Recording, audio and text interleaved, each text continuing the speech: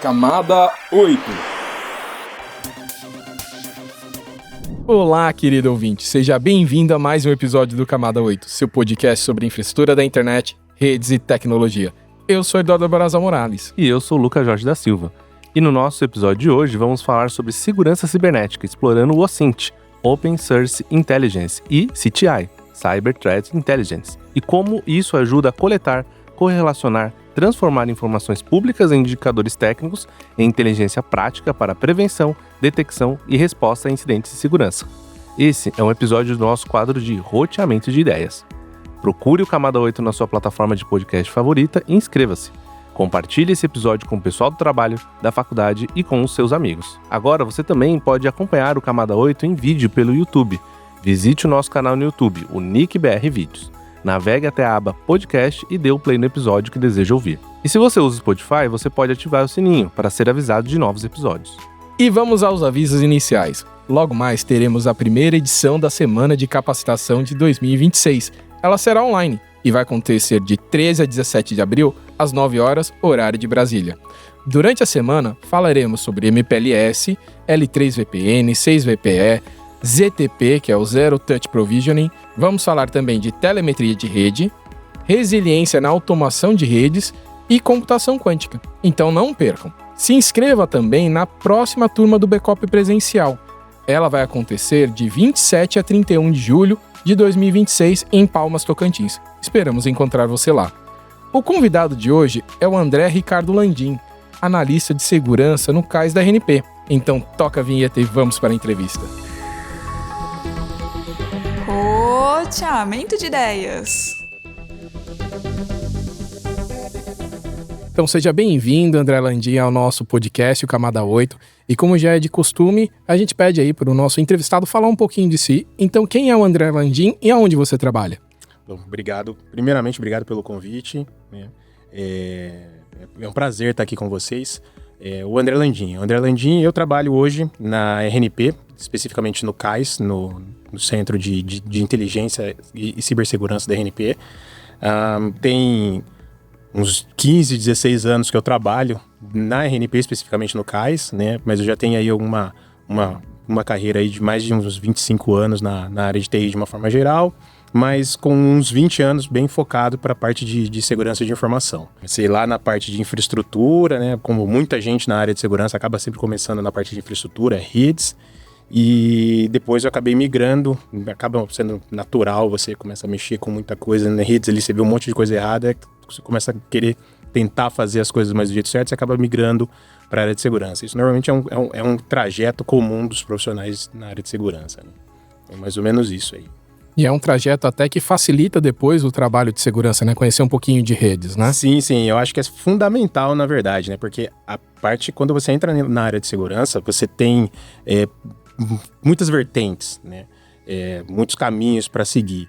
E quando você tem essa base, por exemplo, de infraestrutura, ajuda muito, porque muito das coisas que acontecem vem ali pela rede. Então, você entender muito bem de protocolo, entender de toda a parte de comunicação, de redes ali, como funciona, servidores e tal, isso ajuda bastante, né? Assim como um cara, por exemplo, que vem da área de programação, quando ele entra na área de segurança, de programação segura, ele dá um salto muito grande, porque ele já tem uma base muito boa, né? Então, os profissionais normalmente de infraestrutura que vão para a área de segurança conseguem desempenhar melhor, né? E é uma coisa, assim, extremamente necessária pro profissional de segurança. Eu acho que isso é uma coisa que o pessoal, às vezes também nos nossos eventos, nos cursos que a gente ministra, a gente fala bastante da parte de hardening, principalmente ali, e o pessoal fica com dúvida, se eu quiser trabalhar com segurança, estudar segurança, onde eu devo começar? Então você recomenda que sempre tenha essa base ali de redes, comece a estudar ali redes primeiro para ter essa base sólida e depois você passar para segurança. Sim, sem sombra de dúvida. Você precisa de ter uma base muito boa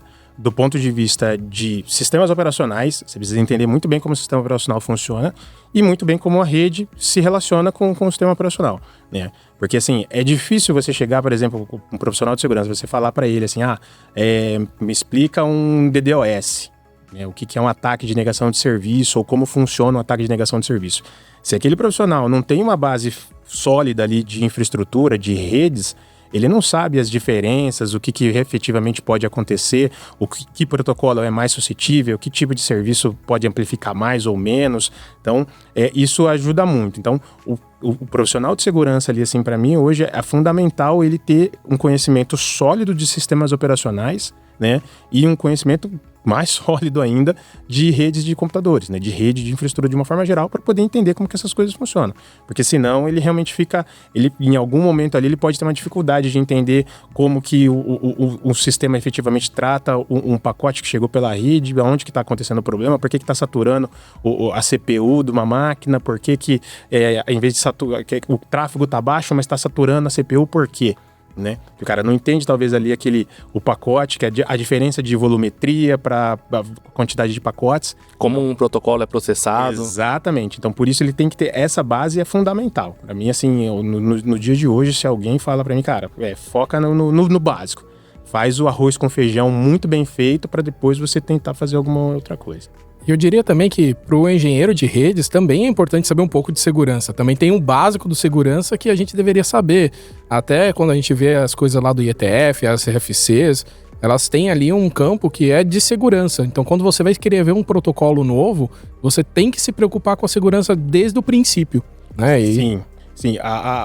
Isso não é de hoje, né? Mas assim, tá muito em moda hoje o pessoal falar do security by design, né? Então, antigamente era security first, depois foi security always, aí agora é security by design. Sempre tem, em algum momento sempre surge uma palavra bonita que o Gartner coloca lá e todo mundo vai atrás, né? Mas essa questão é intensa, tem que começar do jeito certo, e como você falou, o engenheiro de redes, um cara que, assim, que é o mestre dos magos da parte de redes, ele precisa de entender também os furos de segurança que ele pode ter, né? Que às vezes nem sempre só você seguir 100% a configuração, uma RFC e tudo mais, vai deixar o seu ambiente 100% seguro. A gente pode ter, porque assim, tem muita coisa que é problema de design de protocolo. Por isso que a gente está falando de security by design. Se a gente pegar alguns protocolos aí mais antigos, né? Você fala de NTP, o próprio BGP, né? Tem DNS, eles têm problemas de segurança dentro deles, né? Que não adianta só você seguir a risca o que está escrito lá. Você tem que, olha, para resolver esse problema, se eu deixar desse jeito vai funcionar, mas eu vou ter esse problema aqui, né? E aí você tem que saber ali, talvez usar o básico ali para não deixar as coisas degringolarem dentro do seu ambiente, dentro da sua infraestrutura. Isso daí é interessante porque a gente pensa nesses protocolos antigos, quando eles foram criados, eles estavam pensando no funcionamento, né? Exato. Tinha que funcionar. E tem muita gente que ainda tem essa mentalidade hoje, né? Tipo, eu tenho que montar minha rede, ela tem que funcionar, tem que o meu usuário acessar o site, acessar o sistema. Ele vai fazer isso da forma mais segura? Não importa. O pacotinho, eles pensam assim, o pacotinho tem que sair de um lugar e chegar no outro, né? Chegou, só tá ótimo. Empurrando o bid, mas não é bem assim que funciona. É que antigamente também vamos dizer, a internet era mais pura, né? Tinha pouca gente usando. Sim. A gente pensa assim, os protocolos foram pensados para uma internet que você tinha pouquíssima capacidade de transmissão, né? Tanto que você tem a fragmentação de protocolos, acabou surgindo de certa forma para você poder aproveitar melhor o meio de transmissão. Sim. Hoje, dependendo da situação, você não precisa fragmentar nada, né? Acaba acontecendo porque é o padrão do protocolo. A questão de processamento hoje já não é mais uma preocupação, né? Qualquer celular hoje é muito mais rápido do que um computador há 20 anos atrás. Exatamente. Dessa grande diferença de como as coisas foram pensadas lá atrás para uma internet mais romântica, né? Uma internet mais idealizada. Uma internet mais pura, né? E hoje a gente vive no faroeste, né? E é tanto faroeste que, tipo assim, a gente tem que tomar cuidado com os dados, né, que a gente publica. Não é só simplesmente a parte de redes e infraestrutura, né? Exatamente. Que é o tópico que a gente gostaria aqui de abrir com você, né? Existe uma sigla agora nova que o pessoal fala bastante aí, que é o OSINT, né? Que é o Open Source Intelligence, né? Que em português é Inteligência de Fontes Abertas, né? Isso. E pode explicar pra gente o que é isso, o OSINT, hein? Tá, o que é o OSINT, cara? O OSINT é um negócio muito interessante, assim, ele acabou virando moda nos últimos anos, mas assim, o conceito de OSINT é muito antigo, vem lá da área militar, lá atrás, de Guerra Fria, todas essas coisas lá, que era o quê? Você utilizar informações abertas para conhecer melhor o seu oponente, o seu adversário ou um determinado ambiente, né? Então, a grande sacada é exatamente nas fontes abertas, né? Então, assim, você tem tudo público, né? E hoje, mais do que nunca, a gente tem um monte de informação na internet pública, né? Tem vários vídeos que a gente vê no Instagram, YouTube, o pessoal faz videozinhos assim, andando na rua. Olha, gostei daquela foto que você postou, sua filha passou de ano, tal. Assim, e as pessoas estão sendo, né, estranhos, estão falando ali, e aí quando você vai ver é um vídeo, alguma coisa assim que tá tentando chamar a atenção para esse tipo de coisa, que você publica tudo, você posta tudo, e você não sabe quem tá olhando, né? Você tá facilitando a vida dessas pessoas, facilitando a vida né? dessa pessoa. Então, assim, isso pode ser utilizado tanto pro bem quanto pro mal, né? Tem esse ponto. Então, o OSINT é exatamente isso, é você... com base em informações públicas, não tem nada de você invadir um sistema, quebrar alguma coisa, não tem nada disso. É coletar aquelas informações que estão públicas ali e tentar dar um contexto para elas, né? Isso que é basicamente o OSINT, né? Mas que tipos de dados a gente está falando? Porque assim, você está falando dados que as pessoas publicam ou que alguém publica de você? Como que funciona isso? Não, na verdade a gente pode ter as duas situações hoje, né? Com uma situação de vários vazamentos de informação que nós temos aí, então acaba sendo que alguma coisa sua vazou sem a sua intenção, né? Mas, de uma forma geral, a gente tá falando de informações que a pessoa mesmo publica, né? É muito comum você ver as pessoas marcando, estou no restaurante tal, pum, marca. Né? Estou indo buscar meu filho na escola, pum, marca a escola, o horário que vai buscar o filho. Vou buscar o filho minha filha no balé, né? Meu filho na dança. E aí marca o horário, marca a escola, o local, né? Estou indo para viagem partiu férias, né? Tal, 15 dias longe. Esse tipo de coisa, quando você posta dentro de uma rede de amigos, pessoas conhecidas ali, vamos pegar o exemplo do Instagram, por exemplo. Você consegue ali controlar para quem que vai, né? Então você sabe, são seus amigos, tal, você tá postando, tá compartilhando com eles. Mas tem muita gente que deixa o perfil público, né? A gente sabe disso. Vou pegar esse exemplo do Instagram para usar as informações, tá? Então as pessoas deixam um perfil público e aí você posta isso de forma pública para todo mundo saber. E aí acontece o quê? Acontece que você tá dando a informação pro mundo. Como aquilo vai ser utilizado, aí vai depender de quem tá vendo, né, aquilo lá. E também tem, às vezes, não é nem você que posta, né? Sei lá, eu participei de um evento X, aí alguém tirou uma foto de um grupo e é minha cara que tá lá também. Exato. Então, outra pessoa pode falar, o Lucas tava lá naquele dia, naquele horário, com aquelas pessoas. Então, tipo assim, não é só você deliberadamente postar, né? Outras pessoas postando suas informações também, né? E tem o lance, desculpa cortar, Brasil, tem a questão que eu tô falando dos vazamentos de informações. Os vazamentos de informações servem para cruzar servem para enriquecer, por exemplo, todos esses dados. Aí, quando a gente está falando de vazamentos de informação, a gente já começa a falar do cara que está meio com más intenções, com segundas intenções ali. Não, eu ia só complementar, porque tem alguns eventos que a gente participa, internacionais, que você pode botar lá no crachá, tipo assim, não quero ser fotografado. Exato. É tipo uma cordinha vermelha. Então, ou um brochezinho, assim. Alguma coisa para identificar. Tem os eventos que já chamam de TLP Red, né? Que você... Exato. Mas por que alguém usaria esse dado pra algum mal? Me explica assim, qual informação, né? Só complementando também, né? Porque parece que esse negócio de OSINT eu só uso pro mal, né? Nossa, eu só tô pegando os dados das pessoas aqui, o que eu faria de bom com isso daí? Então, aí que tá. O OSINT, de uma forma geral, vamos dizer que ele é neutro. A sua capacidade de coletar e correlacionar informações de uma forma geral. E aí, assim, você pode usar tanto pro bem quanto pro mal, né? Às vezes usar pro bem, o que seria você usar pro bem? Pô, beleza, você precisa encontrar alguém ou você quer encontrar alguém que você não vê há muito tempo, e aí de repente aquela pessoa marcou que tá num evento, você tá na mesma cidade, e aí você, poxa, a pessoa tá em tal evento, tá na mesma cidade, é uma pessoa que eu não faz tempo que eu não falo com ela, perdi contato, por exemplo, um amigo de escola, sei lá, alguma coisa do gênero, e aí você consegue, de repente, casar ali, se encontrar e tal, né? Esse tipo de coisa. Agora, quando a gente olha pro outro lado, né, é muito preocupante, porque assim, o cara que tá mal intencionado ali, de repente quer fazer uma fraude, esse tipo de coisa, ele vai utilizar esse tipo de informação, né? Então, é comum ter fraudes, principalmente quando fraudes direcionadas, a pessoa saber exatamente a sua rotina, saber a hora que você sai de manhã, a hora que você almoça, onde que seu filho estuda, onde que sua filha trabalha, onde você trabalha, né? E aí ele vai pegando essas informações e vai montando um perfil, né? Isso é muito, assim, cara, se a gente for parar pra pensar, muitas vezes, assim, um assalto, não esse assalto que o cara pega, surge de repente do nada, mas assim, às vezes o cara quer entrar dentro de uma casa, ele faz esse tipo de coisa. É um reconhecimento, Ele faz esse reconhecimento, exatamente. Ele vê a hora que a rua tá mais vazia, a hora que a pessoa sai, a hora que a pessoa entra, né? E aí é esse tipo de informação, né? Aí quando a gente tá falando de informações postadas, é a mesma coisa. Então sabe o trajeto que faz, sabe com quem faz, aonde que fez. Então, assim, não dá pra você entrar numa paranoia, e assim, eu sempre gosto de falar isso, assim, é difícil você entrar numa paranoia de não vou postar nada na internet, não vou fazer isso, não vou fazer aquilo. Você fica meio que sem vida também, né? Às vezes você precisa de, né? Sim. Você tem que saber ponderar, né? Então, assim, uma coisa é postar, a não ser que você seja uma pessoa pública, né? Sei lá, um influencer, uma pessoa famosa, que você tem que postar ali, que aquilo você tem É o meio de vida da pessoa. Que é o meio de vida da pessoa, é outra história. Mas assim, às vezes talvez você não é desse perfil, né? Tomar um pouco de cuidado e ir até aquele negócio. Pra quem que você está postando público, você está postando para um grupo de amigos, né?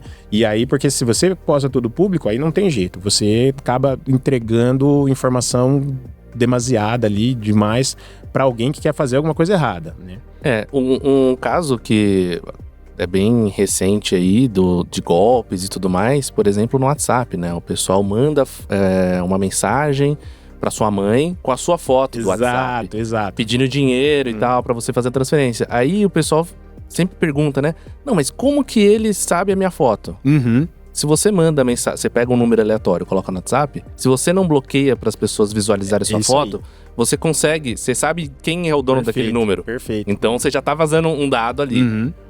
E como que sabe que é minha mãe? Você procura por reconhecimento de face hoje, no Google e tudo mais, já tá lá no Facebook. Filho de tal pessoa, que é irmã de tal pessoa. O cara já vai fazendo a árvore genealógica, né? Às vezes você conhece parente seu que nem você conhece. Mas é exatamente isso, cara. Aconteceu comigo, foi muito engraçado, né? A minha mãe, um tempo atrás, pegou e falou pra mim, André, estão pedindo dinheiro aqui pra você. Eu falei, deve ser eu mesmo, né? Deve ser eu mesmo, então, né? Ela falou, não, tal. E aí ela mandou a foto, né? Tirou um print, mandou a foto lá. Era uma foto minha, bem antiga, do que tava no Instagram, né? E aí eu falei, não, e assim, mas era uma foto do Instagram, não era a minha foto do WhatsApp, né? Aí eu, né? E aí foi isso, o cara foi lá, achou o Instagram e tal. E como que ele achou que era minha mãe? Minha mãe, Facebook e tal. Mas aí a gente também entra no outro lado. O cara que vai fazer a fraude, quantas vezes a gente já viu aí vendas e vendas de informação, né? Bancos de dados que vazaram. Então é simples, o cara pega lá. Teve até um tempo atrás, saiu uma reportagem no Fantástico lá que o cara tinha um negócio que ele chamava de kit bico. Cara, é um negócio impressionante lá que ele tinha tudo dentro, você colocava o nome de uma pessoa lá no sistema lá, ele aparecia tudo. CPF, RG, nome do pai, da mãe, endereços conhecidos. Cara, endereços conhecidos. Tinha lá um histórico da onde você passou, de onde você morou, onde você deixou de morar, né? Tinha tudo lá. Aí você pega, você fala, cara, que coisa, assim, bizarra, né? E aí ele pega tudo, aquele tipo de informação. Pega o seu celular, bota uma foto sua, manda pra sua mãe, manda pra um primo, manda pra um amigo. E normalmente esses golpes acabam sendo direcionados, às vezes, por umas pessoas mais idosas, né? Que acaba tendo mais... Não, vai direto na mãe, né? Tipo, você é um filho pedindo dinheiro pra mãe, a mãe não vai negar o dinheiro. Não vai negar, né? Então, aí começa desse jeito. Então, é um negócio bem complicado, né? Então, por isso que a gente acaba vendo que as informações, o OSINT, né? Ele acaba sendo utilizado de forma ilegal aí, né? Mas ainda nesse ponto, só para dar um exemplo de OSINT, né? Que é muito comum ser utilizado dentro da indústria de segurança, é a parte de pentest. Quando você vai fazer um pentest, né, uma das fases do pentest é fazer o levantamento de informação. E aí você faz literalmente o trabalho de OSINT. Você pega, vê o site daquela empresa, vê se tem um GitHub, vê se tem LinkedIn, vê funcionário, começa a procurar um monte de coisa ali e você junta tudo aquilo para iniciar o seu pentest. Aí você fala, vou primeiro no site dos caras. Não, depois eu vou no GitHub. Mas isso considerando um pentest aprovado, né, contratado. Também procurar se já teve algum vazamento dessa empresa, se ela já sofreu algum tipo de problema desse, porque com certeza deve ter um banco de dados ali na Dark Web ali com informações dessa empresa. É isso que eu ia perguntar também, porque do jeito que a gente tá explanando aqui, parece que é só dar um Google. Você tá dando um Google aí pra achar a site da empresa, um Git, o LinkedIn, achar um Instagram. Tipo assim, Aonde que são as fontes, assim? Da parte de OSINT, você consegue muita coisa realmente botando no Google, né? Fazendo a pergunta certa para o Google ali, você consegue muita coisa. Mas o OSINT, a grande questão são fontes abertas. Então você usa uma cacetada de coisa. Você usa um monte de coisa de um monte de lugar, né? Inclusive dados que possam ter sido vazados e estão em algum site, numa dark web da vida, alguma coisa do gênero. Só que assim, normalmente o OSINT, vou pegar o exemplo do pentester, né? Normalmente o cara ele não chega a fazer tudo isso de ir atrás de uma dark web para ver se tem lá. Ele normalmente usa realmente as fontes mais públicas, né? Ele normalmente usa o que tá mais claro ali. Vai no site, vai no LinkedIn, vê o Instagram e tal, e começa a coletar essas informações ali. Se ele quer, se o trabalho dele é um trabalho mais aprimorado, que aí tudo depende de tempo, escopo e tal, o trabalho é um pouco mais aprimorado, aí ele procura, vamos ver se já vazou alguma coisa, porque aí facilita até o trabalho dele. Eu sei que vazou uma credencial desses caras aqui, vamos ver se essa credencial tá ativa ainda, que pode acontecer. Às vezes a empresa nem sabe que o dado foi vazado e o cara do pentester vai conseguir validar aquela credencial, né? Mas normalmente é isso, não é realmente só dar um Google, mas o dar o Google é o primeiro... É o primeiro passo. É o primeiro passo. É o primeiro grande passo já. É a questão do iceberg, né? Você vai diminuindo as camadas. Mas já é um primeiro grande passo, porque muita coisa você já consegue pegar ali. Principalmente falando de OSINT, né? Que é a primeira etapa ali do trabalho, né? E lá na RNP, como que vocês já usaram o OSINT, assim? Ou vocês usam diariamente essas técnicas? A gente usa bastante, como eu falei, dentro da RNP eu passei por várias áreas, né? Dentro do CAIS lá a gente trabalhou com várias áreas. E uma das áreas que eu ajudei a montar foi o time, hoje que é o conhecido como Red Team, que é o time de pentesters, né? Então, o que a RNP acabava fazendo? A RNP trabalha com órgãos governamentais, universidades, ministérios e tudo mais. E aí, diversas vezes acontecia lá, o pessoal ia lançar um sistema, ia colocar alguma coisa no ar, eles pediam pra gente, olha, vocês podem fazer uma avaliação de segurança? E a gente ia lá e fazia o pentest. E aí, no pentest, era comum a gente usar isso. Então, vamos fazer um pentest no site da Universidade XPTO, né? Aí, a gente, primeira coisa, olha o site da universidade, vê lá, o site tá rodando aonde? Tá rodando, sei lá, num WordPress, que é muito comum, né? Tá rodando no WordPress. Tem o GitHub da universidade, ou tem o GitHub de um professor, tem o GitHub do departamento de tecnologia. Então você ia lá, começava a pensar essas informações para começar a juntar os dados para você montar o seu primeiro mapeamento. Ele falar, tem aqui o GitHub, tem aqui o professor tal, tem aqui o site tal. E aí você começava a fazer... por exemplo, o site está no WordPress. O site está no WordPress, você vê lá a versão do WordPress, uma versão mais antiga e tal. E aí você já consegue procurar, de repente, uma ferramenta para automatizar um ataque ali, para você fazer dentro do que foi ali acordado, né, dentro do escopo do pentest. Então, é muito comum isso, essa parte de OSINT, esse mapeamento inicial, é muito comum no trabalho de um pentester, né? Então, é bem isso, e assim, dentro da RNP... Quando eu estava lá no Red Team, a gente fazia muito e hoje o Red Team continua fazendo isso com certeza. Porque é fundamental isso. Pro pentester ali, esse é o primeiro passo básico, é conhecer o ambiente que você... conhecer o alvo, entendeu do alvo.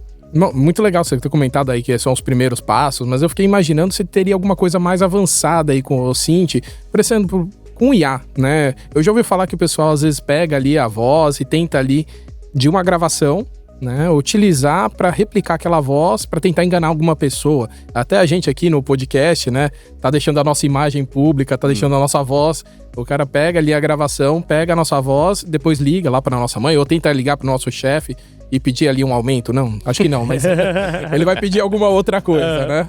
Não, cara, esse negócio de IA é um negócio bem maluco, né, cara? Porque se eu não tô muito enganado, hoje com coisa de 30 segundos da sua voz, é possível recriar várias e várias frases que você, com a sua entonação, com os seus trejeitos, com os seus es, porém, então, todo mundo fala, né? Eu falo muito por exemplo. Então também, né? Que eu acabei de falar várias vezes aqui. E ela consegue fazer isso. Então, dentro nesse contexto, é possível fazer sim. Você pega, você grava e aí você coloca alguma pessoa falando. E assim, para que você poderia usar isso? Você pode até tentar usar isso, por exemplo, numa determinada. De novo, voltando para aquela situação que você está fazendo um pentester, né? Você pode colocar isso para tentar falar com o cara de um suporte da empresa, né? Olha, pô, sou o Landinho aqui, cara, minha VPN ficou fora do ar e tal. Desativa ali para mim o segundo fator de autenticação, só para eu fechar aqui, cara. E vai falando, e às vezes, e sempre o cara vai fazer isso na engenharia social, né? Ele acaba utilizando essas informações. E ele pode conseguir, às vezes pega um cara que tá mais desatento, um cara que tá mais cansado, pega uma hora crítica, assim, uma hora crítica, o cara tá querendo, vou fechar chamado 6 da tarde da sexta-feira, assim, né? Não, isso acontece. E assim, existe essa possibilidade, né? Mas é aquele negócio, o cara, ele tá pegando, de novo, a informação de fonte aberta. Nós estamos, como você falou mesmo, Barassal, isso aqui vai ficar público. Alguém pode pegar lá, né, e trocar o que a gente falou ali, mudar o áudio e fazer coisas diferentes. É um negócio muito maluco. A IA, eu acho que a gente ainda não está preparado para IA. Né? Eu gosto muito, eu já vi muita coisa de IA, do ponto de vista de ataque, do ponto de vista de defesa. Tem umas coisas muito, muito, muito interessantes surgindo, mas eu ainda acho que a gente não está preparado para tudo isso, não. Acho que a gente ainda não tem maturidade. Poxa vida, Lucas, e agora? Que a gente começou a lançar em vídeo aí os episódios, antes não era. O pessoal vai fazer o Baraiá, né? Medo disso, cara. Não, pode ser, né, cara? Pega e coloca aqui todo mundo cantando. A gente vai ter que modular a voz aqui. Agora só sai, o meu vai ser Darth Vader. Pega o outro fazer uma modulação. Mas ainda nessa parte de ferramentas, Landinho, você comentou, né? Tô trabalhando com pentest, tô fazendo reconhecimento. Você pode citar algumas ferramentas aí da parte de OSINT que, se o pessoal tiver interessado em aprender mais, pode começar a utilizar e tudo mais? Assim, o OSINT, ele é uma coleção de informações, né? Então, assim, especificamente você não tem uma ferramenta só para usar. Você acaba usando o resultado de várias ferramentas. Mas é meio que um padrão que a pessoal utiliza ali em OSINT, até em CTI, que talvez a gente vai comentar um pouco mais pra frente, é uma ferramenta que chama Maltego. Maltego, eu nunca sei exatamente a pronúncia, mas é o Maltego. Cara, assim, você coloca as informações lá e aí você começa a conseguir correlacionar do que é o que, né? Aquilo ali é um negócio assim, você faz um mapa mesmo das informações que você colocou lá dentro. É fantástico. E ali você consegue dar sentido para aquilo, né? Então, o Maltego é uma plataforma que, assim, que junta tudo. Mas isso é online? É uma ferramenta open source. Open source? Você instala no seu computador. Você instala no seu computador. E ele vai buscando nessas fontes. Aí você alimenta ele. Tudo bem. Você alimenta ele com essas fontes. E aí depois tem esse trabalho de você jogar diversas informações ali. E aí você começa a pensar. Mas assim, como ele dá um mapa visual, fica muito mais fácil do que você ter, né, espalhado. Um exemplo de OSINT, por exemplo, o que a gente costuma fazer? Para fazer um trabalho de entender, talvez, ali um ataque, alguma coisa do gênero. Você pega ali fluxos de rede, né? Você pega ali uns flows de rede, você pega, de repente, varreduras de vulnerabilidade da rede, você pega alertas que surgiram ali, você começa a correlacionar aquilo. Você, eu tô tendo um monte de fluxo aqui dentro de uma porta X do meu ambiente. Aí você pega lá uma outra informação de vulnerabilidades relacionadas num serviço que está rodando naquela porta, né? E aí alertas que surgiram. Então isso aí você começa a juntar tudo para dar sentido, né? Você consegue fazer isso, por exemplo, dentro do Maltego. Não só isso, né? Isso seria o bem básico, né? Então isso seria o OSINT mais puro, né? No estágio inicial, onde você está coletando as informações e dando algum sentido para aquilo. E relacionando, E relacionando, até para você saber o que você vai fazer. Você vai, tô com um monte de fluxo de dados esquisito aqui nessa porta. Tem alerta de vulnerabilidade, né, para esse serviço que roda nessa porta, né? Tem o fabricante falando aqui. Então você junta tudo aquilo ali e você, cara, já tô no meio do fogo cruzado aqui. É como se fosse o que a gente vê nos filmes, né? Tem aquele quadro, aí o pessoal usa os fiozinhos. Os fiozinhos. Só que você tá fazendo isso de forma virtual. Exatamente. E aí, assim, isso é o bem os primeiros passos que seria do OSINT, né? E é uma ferramenta fácil de usar? Não é assim, nada que precise de doutorado, não. Você bota ali. Só que assim, qual que é o grande problema? É você. Grande problema não, mas assim, é você começar a correlacionar as coisas, né? Porque o correlacionar, ele não vai fazer sozinho pra você. Ele consegue ali, se eu não me engano, você consegue te dar alguns padrões já. Ele começa a detectar, caracterizar alguma coisa. Mas você que tem que direcionar ele. Você que vai ter que direcionar. Você que vai ter que chegar. A IA ainda não chegou de entregar tudo pra você, né? Por exemplo. Não, você estava comentando aí do CTI, né? Que é isso. o Cyber Threat Intelligence. Isso. O que é esse Cyber Threat Intelligence? O Cyber Threat Intelligence, digamos assim, que é a grande evolução do OSINT, né? Então, assim, você começa fazendo as coisas com o OSINT e termina no Cyber Threat Intelligence, o CTI, vamos dizer assim. Bem grosseiramente falando. Por que eu digo isso? O OSINT, você começa a coletar essas informações de várias fontes. Você vai pegando todas as informações lá. Aí o CTI, que é a parte de inteligência, é onde você começa a correlacionar aquilo para dar um sentido e para entender o que aquilo está fazendo no seu ambiente, ou o que pode trazer para o seu ambiente, o que vai acontecer no seu ambiente. Então, você pega as informações de fluxo, você pega a informação de vulnerabilidade, você pega alerta, você pega um feed que você recebeu de um parceiro, você pega uma comunicação de um CertBR da vida, por exemplo, que manda pra gente um monte de coisa. Você junta tudo aquilo ali e aí você monta esse relatório de forma mais profunda. Você monta essa informação de mais profunda. E aí você, dentro do CTI, você consegue aprofundar mais ainda ao ponto de pensar o seguinte: olha, agora eu estou entendendo que esse fluxo de rede que estava estranho aqui está relacionado com essa vulnerabilidade. Ok. Eu recebi um alerta de um parceiro meu falando que outras pessoas estão observando isso nos ambientes deles também. E aí que outros ambientes estão sendo observados esse tipo de coisa? São academias, é governo, é provedor de acesso. Aí você começa a dar contexto para aquilo, porque às vezes uma campanha de um agente malicioso, alguma coisa do gênero, ele é específico. Então o cara ele tá meio focado ali em hospital, ou ele tá meio focado em banco, tá focado em provedor de infraestrutura. Tá bem segmentado. Né? Tá bem segmentado. Então o CTI, você começa a entrar nesse tipo de coisa, né? E aí você também começa a reconhecer padrões. Quando você consegue reconhecer esses padrões, você começa a dar atribuição. Aí você fala, pô, esse cara aqui é um grupo XPTO, né? Ou esse outro cara aqui é o grupo ABC. Aí você vai entregando esse tipo de coisa, você vai montando essas informações e aí você dá mais profundidade até do ponto de vista de, sim, na hora que você tem aquela visão, que você tem os dados mais elaborados, mais ali lapidados, você começa a olhar para dentro do seu ambiente. Aí você vê, pô, isso aqui tá me afetando, isso aqui vai me afetar, né? Se isso acontecer, qual que é o impacto que eu vou ter lá na frente, né? E aí você começa a direcionar os seus esforços, né? O OSINT também você consegue fazer isso, mas o OSINT, ele, como eu disse, o OSINT ele é mais... limitado? Ele é mais no primeiro momento. É a parte de juntar isso, né? Tudo, Agora o CTI você começar a analisar. Isso, o CTI você vai começando a apertar o parafuso. Tirar o que não vale a pena ficar prestando atenção. Exatamente. Aí você vai... Inclusive você consegue...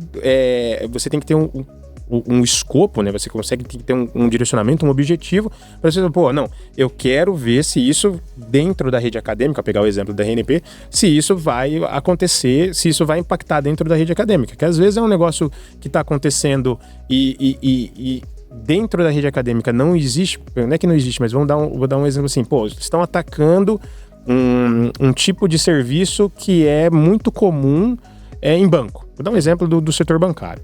Aí é um serviço que o pessoal usa muito dentro lá. Aí você vai olhar dentro da rede acadêmica, por exemplo, não tem. Não existe. Cara, não tem muito... Pode até acontecer, mas assim, a possibilidade é mínima, né? Menor. Então, o CTI, ele te dá esse momento. E assim, quando você vai avançando mesmo no CTI, você consegue chegar, de repente, nos caras que estão fazendo ali, e aí daí já passa por uma outra parte, você entrega o pessoal da Polícia Federal lá, pro Ivo lá, e eles que vão chutar a porta da galera pra pegar depois.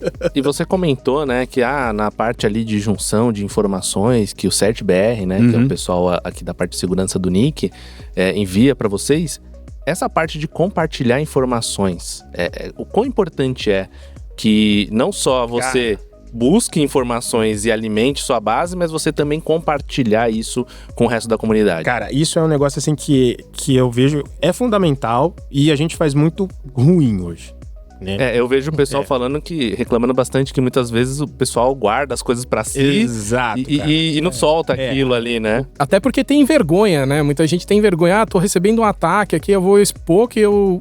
tem LGPD, talvez ali eu vou mostrar que eu tô vulnerável, que mais gente vai me atacar. Vazou dado meu, a minha equipe não é boa de segurança, cara, né? Exatamente isso. As pessoas têm, as empresas, né? Não vou falar pessoas, mas as empresas, elas têm medo da exposição, né? De como o público vai enxergar isso. Como o público vai enxergar. E isso é péssimo, porque você consegue resolver uma série de problemas se você fazer esse compartilhamento de informação. Tem uma história muito interessante que um amigo nosso...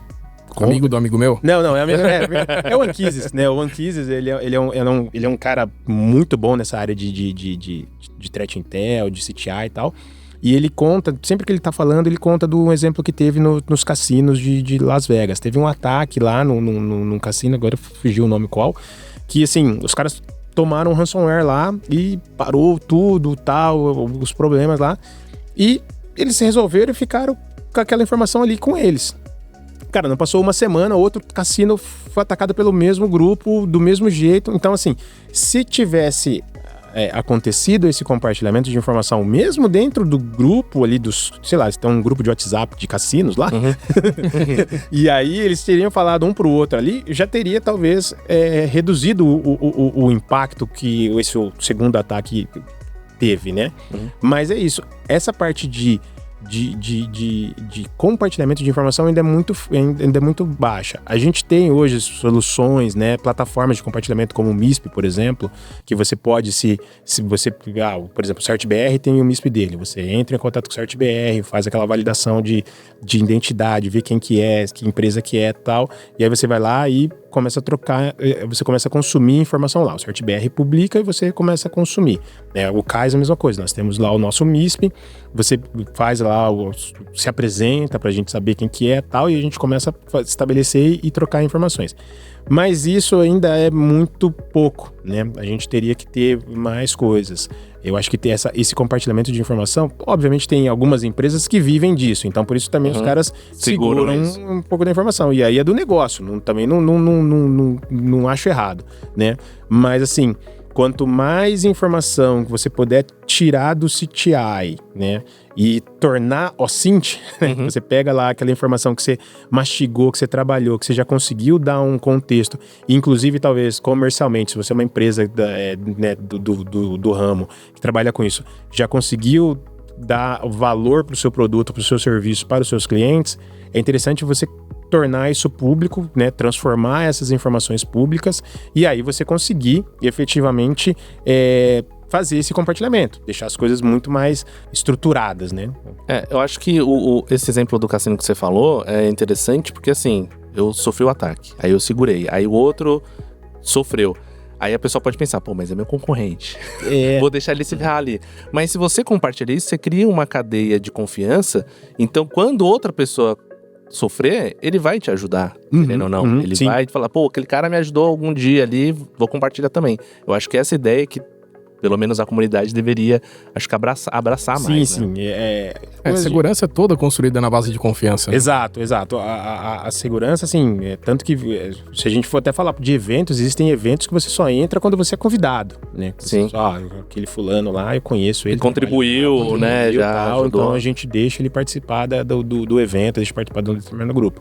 Então isso é fundamental, essa confiança, mas assim, acaba por diversas vezes esbarrando no medo, na vergonha, de olha, putz, eu fui invadido, eu fui comprometido, minha equipe não é boa, eu falo que eu sou e não sou e tal, ainda tem muito disso, e tem também uma questão comercial aí às vezes, mas assim, como eu falei, cara, é do jogo, comercial é do jogo, então o cara solta a informação até onde ele pode, mas às vezes nem essa informação que ele pode, ele acaba compartilhando, né? Talvez o mínimo de informação que você tem ali já é o suficiente para você resolver uma série de problemas, né? Voltando um pouquinho pro OSINT lá atrás, por exemplo, se eu faço uma varredura, faço um correlacionamento de informação, que eu tô tendo um monte de varreduras em porta 22, né? E aí eu tenho alguma vulnerabilidade em porta 22 ali do SSH, e aí eu faço uma outra informação e eu vejo que dentro da rede acadêmica eu tenho lá 1 milhão de portas SSH abertas. Cara, é simples. Qual que seria um direcionamento disso? Você chega e fala assim, olha, daqui, vamos fazer uma campanha para o pessoal se conscientizar de fazer aquela coisa, não é o mais correto, mas, cara, troca a porta SSH. No mínimo, né? No mínimo. Você vai resolver, sei lá, 80% do problema. Você não tá corrigindo uma vulnerabilidade, mas você tá minimamente saindo do radar da galera. Sim. Porque o cara que tá ali olhando a internet inteira atrás de alguma coisa aberta ali, simples no SSH, ele não vai procurar por banner, ele vai procurar por porta. O cara não vai escanear todas as 65 mil portas pra ver se tem um banner de SSH. Não, esse cara que trocou da 22 pra 33, por exemplo, sei lá, pra 40 mil. Então ele vai direto, 22, deu certo, deu. Se ele bateu em daquela porta ali e não foi, ele vai pra frente. Mas eu tô com o meu SSH aberto na 40.020. Beleza. Sim. E você já saiu do radar, 70% ali, talvez, do radar do cara, né? Já diminui bastante. Então, mesmo que, de novo, você não corrige a vulnerabilidade, né? Mas você dificulta, né? Você dificulta, você sai do comum ali, né? Daquele grosso ali do pessoal.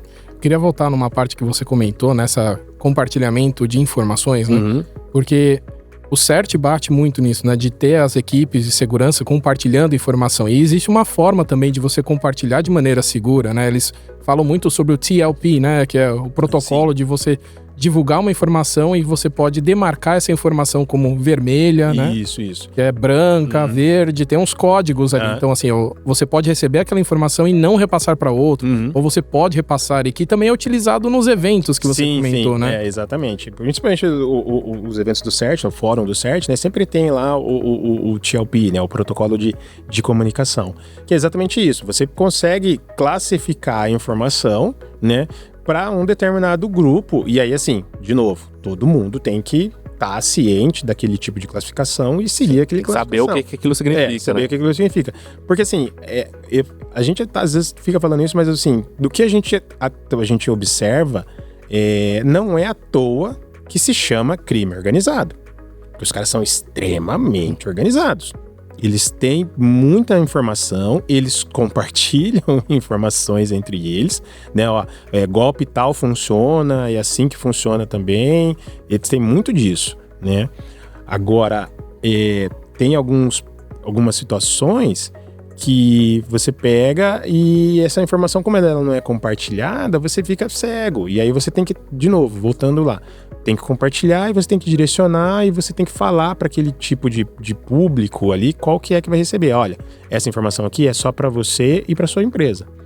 Então, dá lá o TLP Amber Strict, né, se eu não me engano, que é para você e para dentro da sua empresa. Às vezes, quando é TLP Red, é só... Aí eu e o Barassal, Barassal, tô falando pra você toma uma atitude, você faz alguma coisa, mas você não compartilha com ninguém, né? Aí tem, como eu falei, tem o Amber Strict. O Amber Strict, se eu não me engano, ele é o mais fechado ali pra empresa, então, pro grupo, né? Então você compartilha o CERT-BR compartilhando com o CAIS, por exemplo. Aí quando você tem só o Amber, é o CERT-BR compartilhando com a RNP, que aí você já começa a aumentar. Não, é só os grupos de segurança conversando, é um grupo de segurança falando com toda uma organização. E aí tem o branco, o verde e tal, que é informação pública. E comentar que, assim, não é uma coisa, assim, de outro mundo esse protocolo. É você mandar um e-mail e colocar um TLP Red, ou seja, é uma informação vermelha. Não passa um labelzinho, um labelzinho. Você escreve isso. E aí vai muito do profissional ali, do saber usar aquilo e respeitar, né? Porque, de novo, a gente entra numa questão de cadeia de confiança. Você tá mandando uma informação que é relativamente sigilosa, né? Que é uma informação importante, você fala, cara, tô mandando desse jeito aqui, você mantenha nesse nível de comunicação, né? Então, o compartilhamento de informações existe. Por exemplo, os MISPs, normalmente, o pessoal tem mais informação pública no MISP, né? Mas dentro do MISP, da plataforma de compartilhamento que o MISP primeiro ele surgiu para ser uma plataforma para compartilhamento de malware, né? Mas aí ele evoluiu para uma série de outras coisas. Então lá dentro o pessoal coloca os IOCs, né? Os indicadores de comprometimento, né? Define lá os tais dos TTPs, que são as táticas técnicas lá e tal. E aí você começa a colocar um monte de coisa lá dentro do MISP. E lá dentro do MISP você pode definir esse tipo de informação é pública, esse tipo de informação é para grupos específicos, esse tipo de informação é para pessoa específica, dá para fazer isso. E aí, assim, é o conceito de compartilhamento. E tem que ter a confiança, né? Como você falou, que a pessoa não vai compartilhar aquilo, que ela entendeu e ela vai respeitar aquilo, né? E aí, como eu voltando no ponto, essa organização, quando a gente olha para a galera do cybercrime, eles têm isso muito, muito bem estruturado. Quando você entra numa dark web, que você começa a ver ali como que funciona os modelos de venda de dados, de broker de dados. Então, tem o cara que só vende o acesso de credencial, tem o cara que só faz a invasão, tem o cara que só faz a negociação do ransomware, tem o cara que desenvolve o ransomware, mas que não é o mesmo cara que coloca o ransomware dentro do ambiente. Então, essa organização os caras têm. E eles confiam entre eles, né? Porque eles não vazam as informações um do outro, né? Os caras são extremamente confiáveis. São profissionais. São profissionais.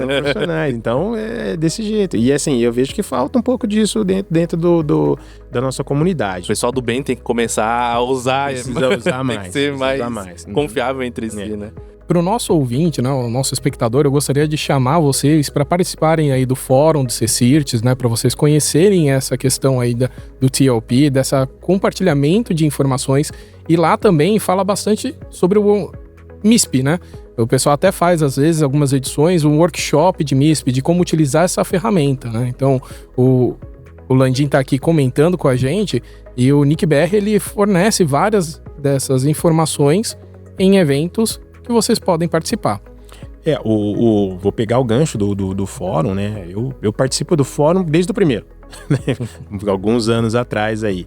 E assim, é fantástico ver como que o evento evoluiu, né? Não só o fórum, mas o GTR. Eu participei do GTR GTS, acho que o primeiro foi em 2002 que eu participei. 2002, 2003, alguma coisa assim. Eu dei uma palestra lá atrás e, cara, era só o GTR e o GTS. Era pequenininho, é um evento um dia cada um e tal.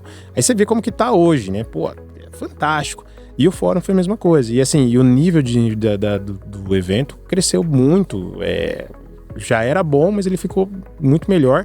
E aí ele tem muito disso. E lá, como você falou, quem quiser conhecer de MISP, poxa, tem lá o workshop de MISP, que é assim, você pode se cadastrar lá, o pessoal, você vai ver... Gratuito. É gratuito. Você vai ter treinamento do MISP, você vai ter casos de uso de empresas que usam pesadamente o MISP, você vendo como que funciona, para que serve e tal. Então é muito bacana mesmo, acho que vale muito a pena.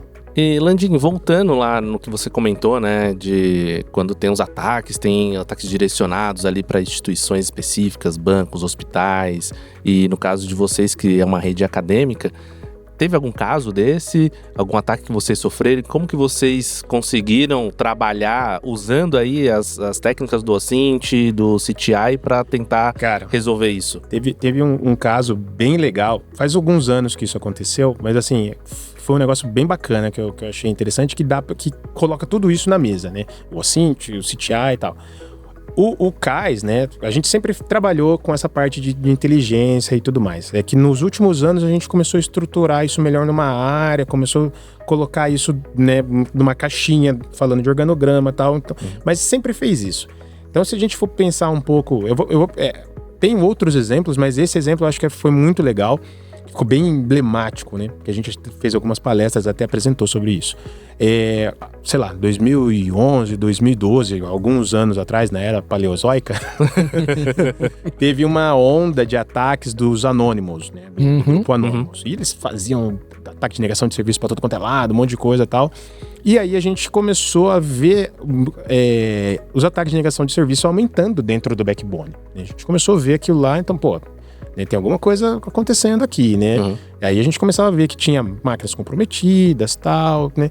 Mas a gente via que, assim, surgia de repente de um lado, surgia de repente do outro, tem alguma coisa errada. Aí a gente entrou, na época, ainda tinha, né, muitos canais de IRC, né?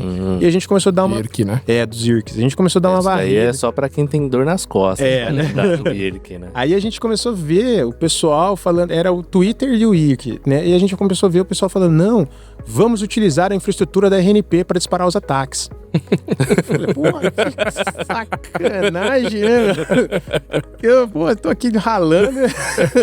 E o cara aí. E sim, e a gente pegou uma conversa de IRC mesmo, falando, olha, podemos utilizar a infraestrutura da RNP para ataque, e porque qual que era um grande problema que o pessoal tinha, né? Eles faziam os ataques de negação de serviço, mas eles acabavam caindo também, né? Porque o cara fazia o ataque de negação de serviço para o banco, para a operadora, recurso, né? Ele não tinha recurso. Então o pessoal falou, não, a gente pode fazer, a partir da RNP a gente pode disparar os ataques. E a gente viu isso acontecendo, né? Quando a gente pegou essa conversa, a gente viu isso essa conversa vocês acharam ou alguém a gente compartilhou com vocês? Não, a gente começou a entrar nos vários canais que tinham lá, se botava lá pra buscar anônimos. Pô, parecia uma cacetada de coisa, né? Então aí você ia... Aí tu começava a fazer aquele negócio que você falou, pincelar ali. Começando a pincelar, aí a gente colocava um botzinho ali, buscando informações específicas, e um desses foi exatamente isso. A gente colocou lá, RNP, CAIS, palavra-chave, né? Palavra-chave. Aí apareceu lá, falou, bom, entra nesse aqui que vamos acompanhar esse aqui com calma. Na hora que a gente viu lá, os caras estavam falando isso. Falou, meu... Pega a credencial do Landinho.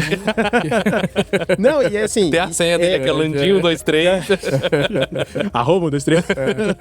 Não, mas aí a sacanagem era essa, porque assim, cara, a rede acadêmica, por padrão, a gente trabalha com ela de forma bem aberta.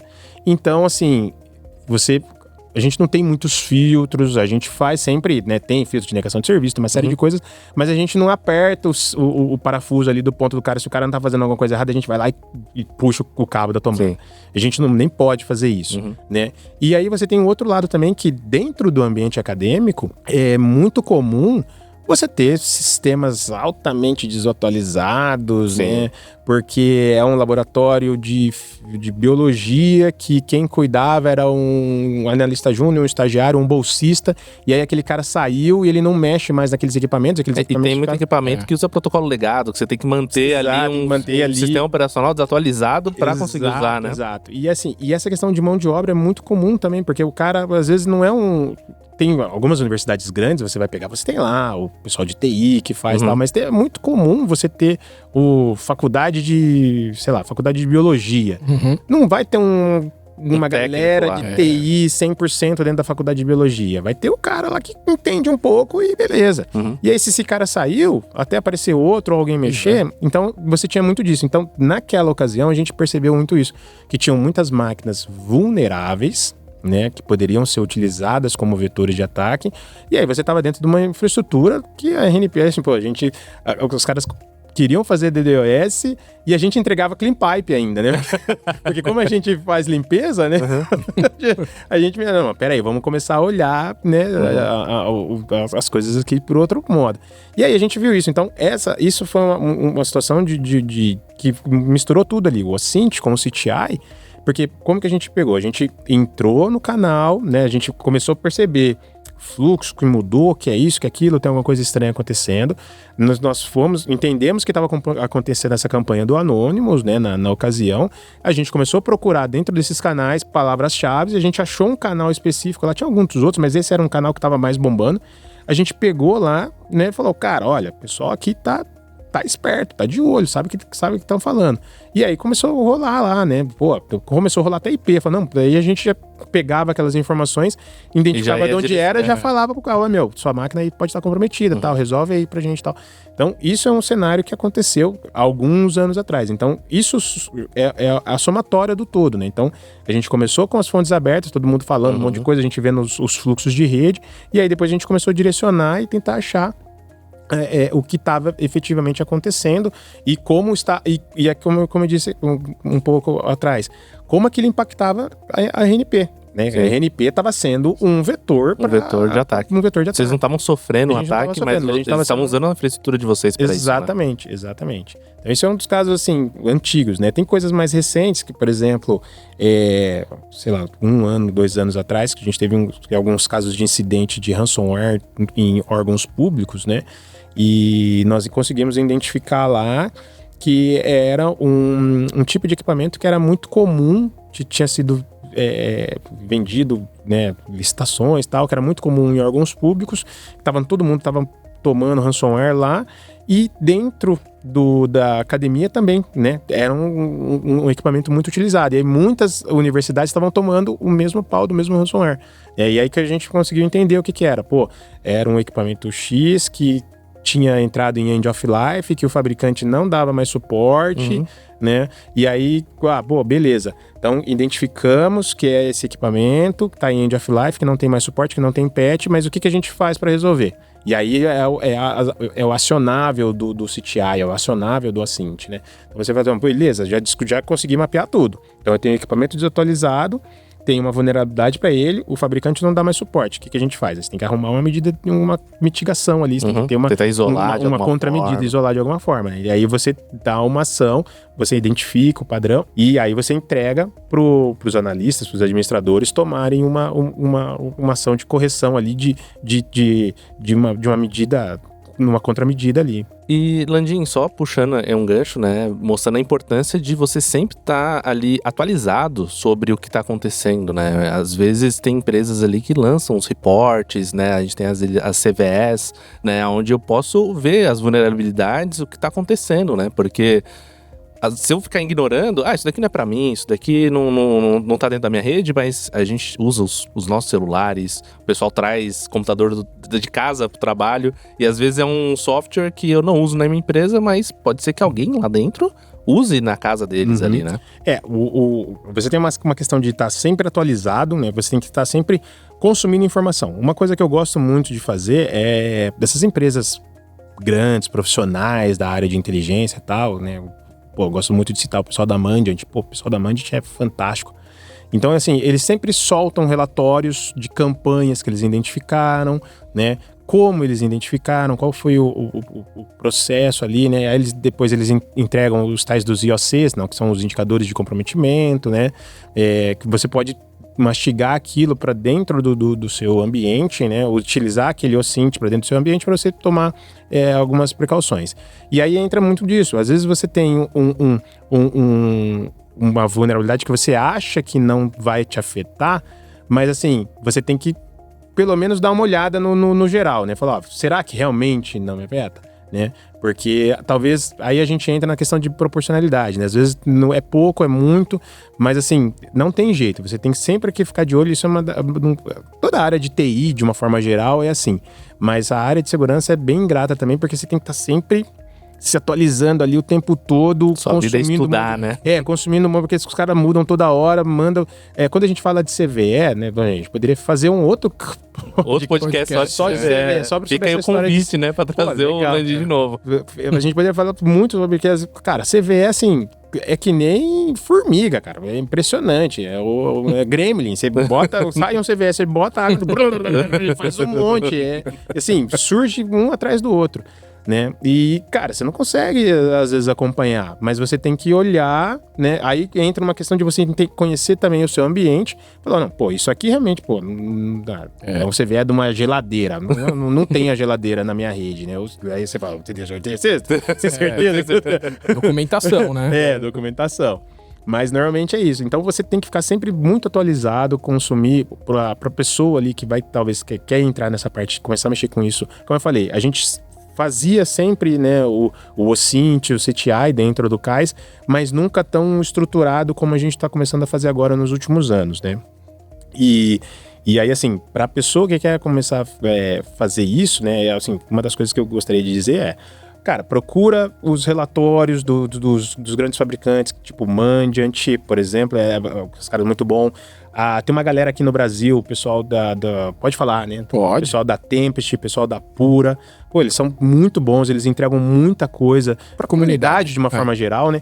Eles entregam muita coisa ali, então você lê o relatório, eles têm TTPs, as táticas e procedimentos e tal, tem os relatórios, tem a questão dos indicadores de comprometimento, você consegue ver. E assim, são empresas que vivem disso. Saca? Então, ninguém melhor pra falar do que eles. Eles têm um negócio comercial deles que, é do jogo, mas eles também pegam aquilo lá e entregam pra você, e aquele relatório é extremamente rico, né? E aí você também começa a entender como que isso funciona, né? Você começa a entender como esse mundo de OSINT, Threat Intelligence, né? O CTI começa a funcionar. E, cara, e tem um outro que eu não posso deixar de falar. Tem o curso da mente binária sobre CTI. Fugiu o nome do curso agora, mas se você entrar no site do Mente Binária e procurar lá sobre CTI, tem um curso que é fantástico. Eu já fiz o curso 2 vezes, que é muito bom. O pessoal é um curso relativamente novo lá. E, sim, fantástico o treinamento deles lá sobre essa capacitação, né, de CTI. Bem bacana, cara. Bom, acho que foram dicas valiosas aí pra quem tá começando, porque se não começar dessa forma, vai começar sendo atacado e depois vai procurar, né? Ajuda. Bom, o episódio já tá muito longo, a gente precisa terminar. O Lucas já falou, fica aí um convite pra você voltar, talvez é pra gente falar um pouco dessas CVEs e outras coisas mais da área de segurança. Muito obrigado, Landim. Eu que agradeço a presença aí, me desculpem aí com algumas coisas, mas assim, é um assunto muito extenso, tem bastante coisa, é muito rico, né? A gente poderia falar por várias horas aí, mas eu estou aberto a novos convites aí, deu um pouco de confusão para conseguir esse aqui, mas os próximos vai ser mais fácil. Mais uma vez mais eu agradeço. Já deixa o gancho aí pro próximo, né? Vamos ver o próximo, sim. Eu que agradeço a presença aqui. Obrigado, Landim. Valeu, obrigado, gente. O episódio foi muito bom, mas temos que finalizar. Vamos para os últimos avisos. Lembrando que estão abertas as inscrições para as turmas de 2026 do nosso curso de Boas Práticas Operacionais para Sistemas Autônomos, o BCOP, tanto nas versões EAD quanto nas presenciais. As inscrições também estão abertas para o nosso curso de formação básica de SPs do programa AceleraNet. Então, não percam, anotem na agenda. Para ficar por dentro da nossa agenda completa de cursos e eventos, acesse ceptro.br/cursos-eventos.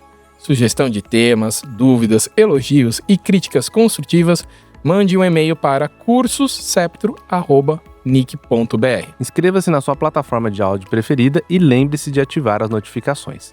Para não perder nenhum conteúdo importante, siga as nossas redes sociais. Você nos encontra no X, o antigo Twitter, como @comuniquebr. No Facebook, LinkedIn, Instagram, Telegram, nós somos o @NicBR. E no YouTube é só procurar por NicBR Vídeo. Esperamos que você tenha gostado do episódio e qualquer problema é culpa da Camada 8. Até mais! Até mais, pessoal! Essa é mais uma das iniciativas proporcionadas pelo Registro de Domínios.br. Registre o seu .br.